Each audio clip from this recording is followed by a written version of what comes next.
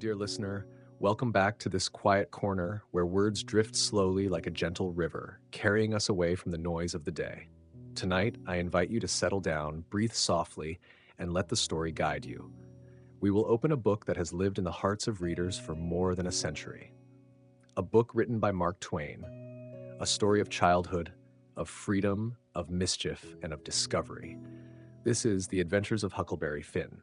So find a place to rest, perhaps close your eyes if you wish. Imagine the sound of the river, slow and wide, drifting under a starry sky. And now, let us begin.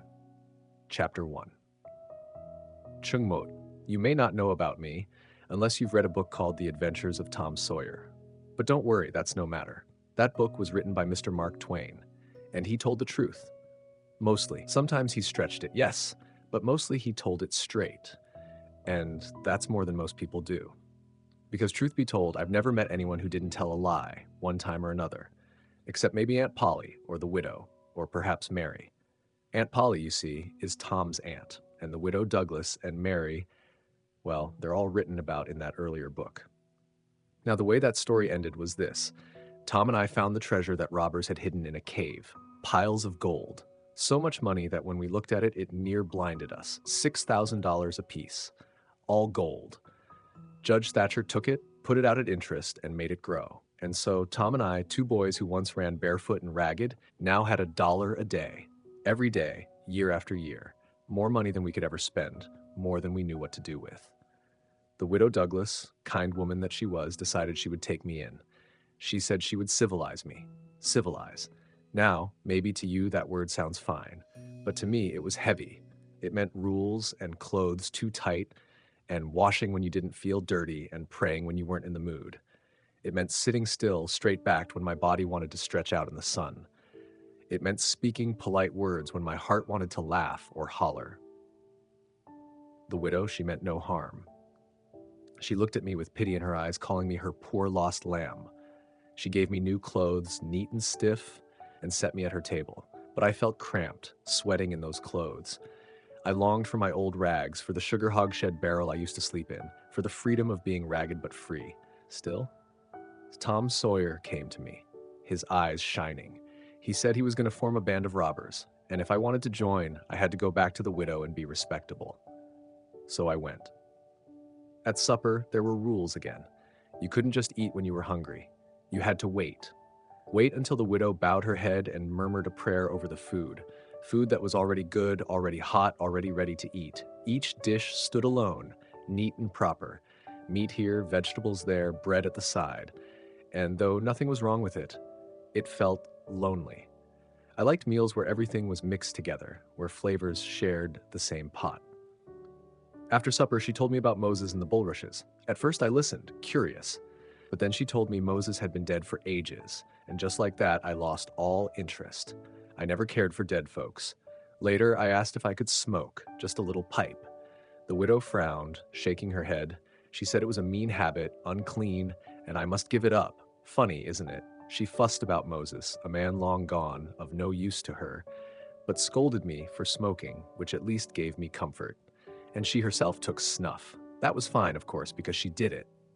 Not long after, her sister, Miss Watson, moved in. A thin, stern woman with spectacles that made her eyes look sharper still.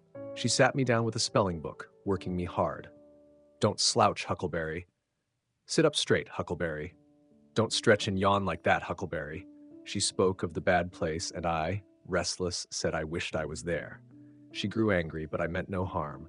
All I wanted was a change, someplace different. Then she told me of the good place. A place where all you did was sing hymns and strum harps forever and ever. That sounded tiresome to me. I asked if Tom Sawyer would be there, and she said no, and that was all I needed to hear. I wanted to be wherever Tom was. Night came. They brought in the slaves, had prayers, and then everyone went to bed. I climbed to my little room, a candle flickering in my hand. I set it on the table, sat by the window, and tried to think cheerful thoughts. But cheer wouldn't come. Outside, the night whispered. The stars hung cold and distant. The leaves rustled in the woods with a lonely sound. An owl hooted, low and mournful, as if calling for the dead. A whippoorwill cried, and a dog howled, long and sorrowful, like a warning of death yet to come. The wind sighed, carrying messages I could not understand. A shiver ran through me. Then a spider crawled across my shoulder. I flicked it into the flame. In an instant, it shriveled to nothing. My heart sank.